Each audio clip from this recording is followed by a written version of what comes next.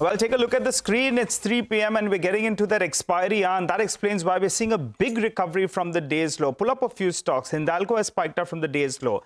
L&T, that's the larger weight in there. Big recovery is what we're seeing. So pull up L&T and ICICI Bank. Both of them have seen a sharp spike up from the day's low, and the Nifty Bank as well is 400 points off the day's low. So there's a bit of an expiry-related factor that's played out here, and that's why the Nifty has done a quick 80 points as we speak. But a good time to get in, Nimesh. Nimesh, looking forward to that weekend, Nimesh. But tell us, what are you picking up in terms of dealing room chatter? Well, Nigel, it's expected to be a volatile day because of the expiry. We have a truncated week as well. But, a lot of earnings have been disappointing. And that's been a key reason the markets have been dragged again in today's trade.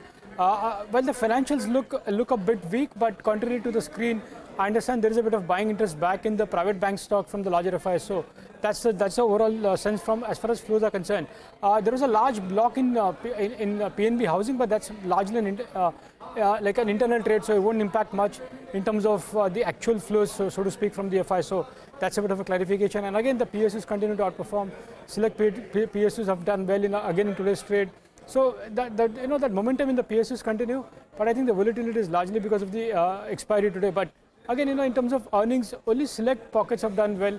Largely, it's been a bit of a disappointing quarter in most of the sectors and stocks. By the way, it's an interesting development on Zomato coming up on the screen.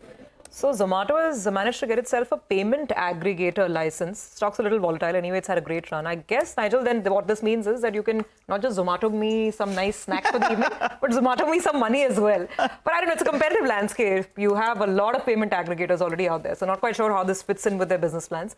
But that's interesting news nonetheless. I think we'll just stay simple, go for a drink later, post the show.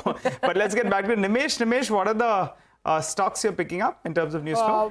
Well, Nigel, in terms of individual names, the first stock on my list is SangamIndia. In a weak market, that stock is up 6%. Good volumes as well. There is a large block in today's trade. And I understand a single FI investor was a buyer in today's block, and some clutch of investors, including some HNIs, they sold in a block deal. So that's SangamIndia. The second stock is ICICISecurities. This is interesting. That stock has seen a lot of volumes in today's trade. So expect high delivery volumes. Some bit of FI interest seems to be back in this particular stock. And remember, there is an EGM which is impending for a proposed merger with ICICI Bank. Given the kind of stock is trading at a premium now, looks like there could be some development as far as the merger is concerned. So that's the reason why ICICISecurities is buzzing in trade today. Third is a couple of stocks, both from the MSCI point of view, both BHEL and PNB. PNB, of course, the results came today, but BHEL is buzzing in trade, largely in anticipation that maybe the stock is going to get added to the MSCI in the Feb review, which will come on 14 Feb. So that's the reason why BHEL is buzzing. And the last one is Indiabull Real Estate. While there is a board meet for Indiabull Housing for a rights issue, even Indiabull Real Estate is buzzing, and the city is anticipating some corporate development in Indiabull Real Estate as well. Nimesh, ICICISecurities, right? I mean, this is this has been a contentious issue for some time. Yeah. Anything else you're hearing?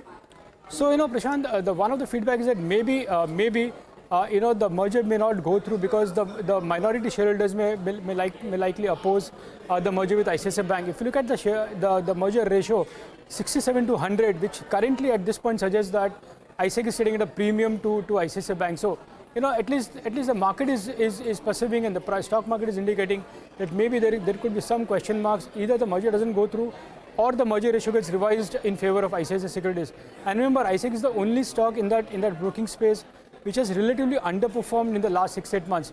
Look at Motilal Oswal, look at even Angel One. They all have rallied pretty hard. Even ICICI numbers were quite good, but the stock has relatively underperformed only because of this merger issue. If that gets resolved and if the merger gets called off, maybe the street is anticipating that you could further see some re-rating in ICICISecurities. Okay, interesting list as always. Thank you very much for putting. For more news and updates, all you need to do is follow CNBC TV18 on all of our digital platforms.